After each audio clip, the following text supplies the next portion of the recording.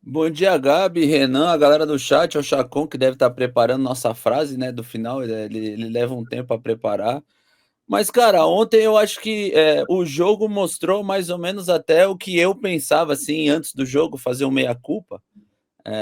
Eu fui no 1-1, confesso que eu fui no 1-1, porque eu achava que seria um teste bom para o São Paulo ontem, para esse novo São Paulo do Crespo, como ia se portar contra um time que jogou, tudo bem que perdeu áreas, mas jogou o Campeonato Mundial, foi muito bem, tem um time muito experiente, acostumado já, e eu fiquei bem curioso. E aí eu joguei 1-1 e confesso que até os meninos em campo, nos primeiros 15 minutos ali, eu acho que estava com o mesmo pensamento que eu.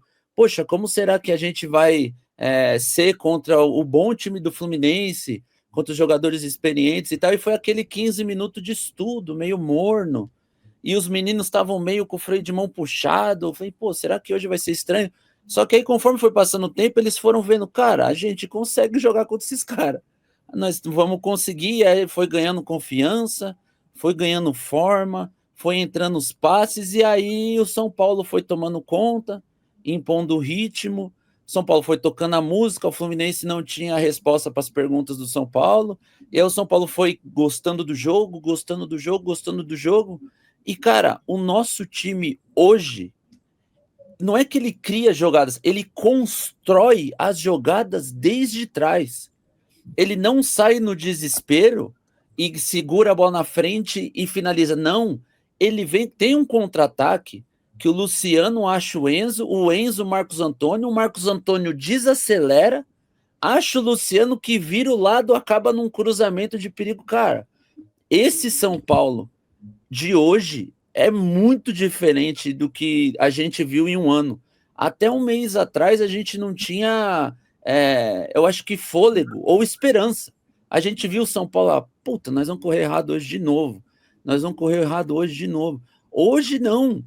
E os moleques demonstram isso dentro de campo. Eles demoraram a entender que, pô, os caras é igual nós, velho. Os caras têm dois braços, duas pernas, não são nenhum monstro de sete cabeças. E aí a gente vai colocando ritmo, vai pegando confiança. O Marcos Antônio e o Bobadilha, cara, que dupla. Os moleques estão numa confiança. E aí eu falei uma coisa ontem na minha live, e aí um moleque. Eu falei meio que. Eu fui mal interpretar, não. Eu falei metade. Quando eu falei que todos foram bem novamente e que o Cedric não erra, aí ele falou, pô, mas o Cedric não acerta um cruzamento. Eu falei, desculpa, então vou consertar. O Cedric, na parte da construção, ele se porta muito bem. Ele consegue dar sequência ao ataque. Ali da intermediária para frente, ele não consegue achar o último passe bom. Ali ele não acerta. Mas do meio para trás, ele participa muito bem. O Enzo, confesso que o meu titular é o Wendel. Mas o Enzo ontem, mano, o Enzo é um monstro sagrado. Cara, ele jogou muito e ele deu sequência pelo lado esquerdo com muita força. Cara, muito bem, todos estão bem. E meio que assim, me gera uma esperança, eu tô iludido, mas no fundo a gente sabia que os meninos nas posições certas, eles iam render. Por outro lado, duas coisas que eu não, a gente já vinha falando e eu não gostei. A primeira, nossos dois volantes são os que tocam a música. Eles estão tocando a música que todo mundo está dançando, estão jogando muito. Só que a gente é frouxo na marcação.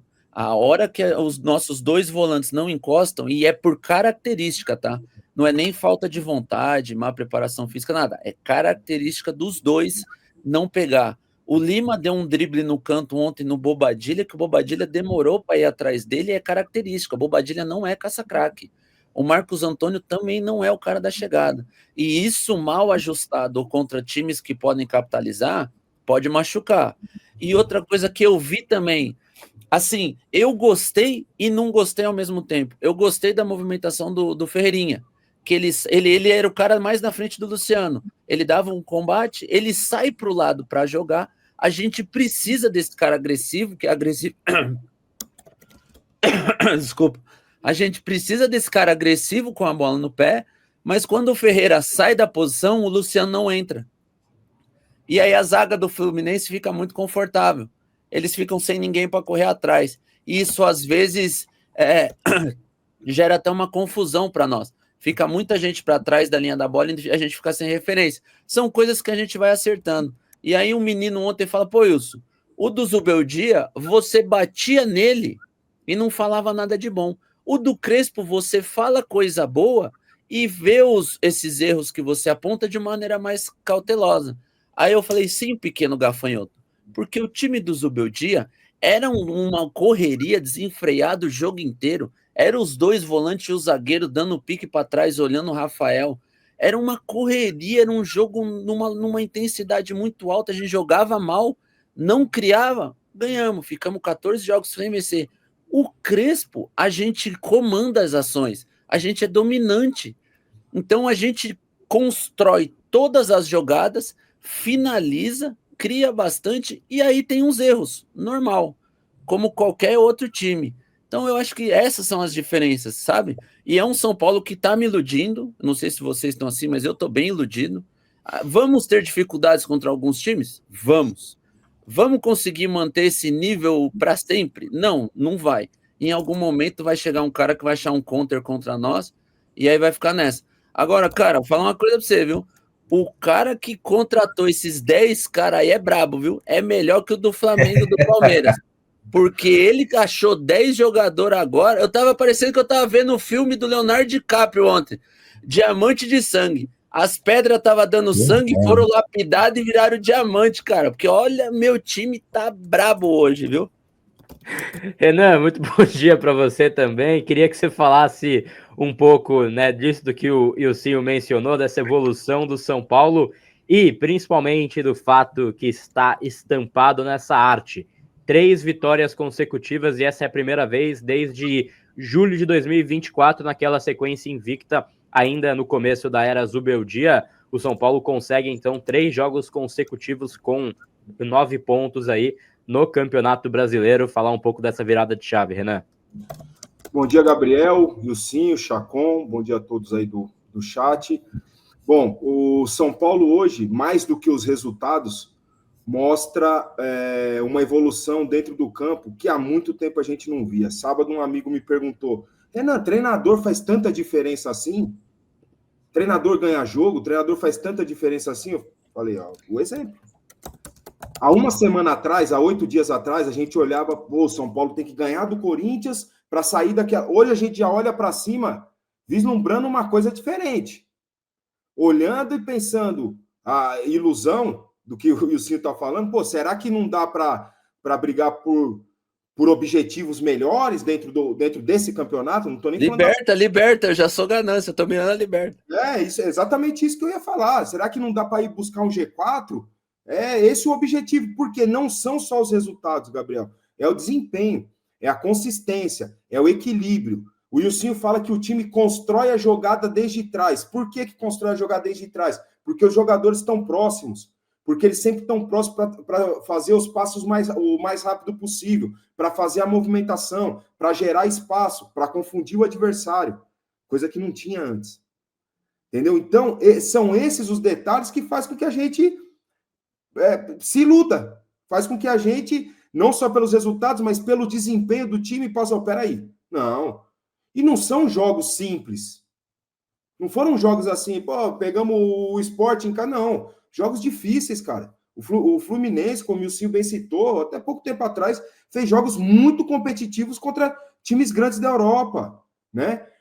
O Red Bull fora de casa. É muito difícil bater o Red Bull fora de casa e a gente produziu para vencer o jogo. O São Paulo produziu para vencer. O detalhe ficou no empate. Detalhe de uma desconcentração no primeiro gol. Um detalhe de um desvio no Alan Franco no segundo gol. A gente vai para um jogo contra o Juventude que é muito difícil. É muito difícil jogar contra o Juventude lá. E o São Paulo produziu para fazer mais do que esse 1-0 que está na tela. E ontem contra o Fluminense, o 3-1 ficou barato. O 3-1 ficou barato para o Fluminense, né? Ali um detalhezinho, a gente tomou um gol, diminuiu o espaço, tal, não rebater a bola para frente, né? Tentar rebater para os lados. Detalhes que acontecem no jogo, né? Mas o time mostra uma consistência defensiva, um equilíbrio tático, uma compactação que, cara, nos dá a clara imagem do que esse time pode fazer muito mais dentro desse ano. Cara, e o incrível, não chegou ninguém. Chegou o Tapia, né? Não tapiou a gente, o Ilcinho. Ele fez um gol ontem, cara. Porra, ele não tocou. Eu falei, mano, se esse cara errar o gol, velho, vai dar merda. Porque ele já não tocou no jogo naquele outro jogo contra o Corinthians. Se ele não tocar de novo e não fizer o gol, vai dar merda. Pô, Mas dessa vez ele olhou. No replay mostra ele olhando duas vezes pro lado. Eu não sei que era do André, mas ele olhou.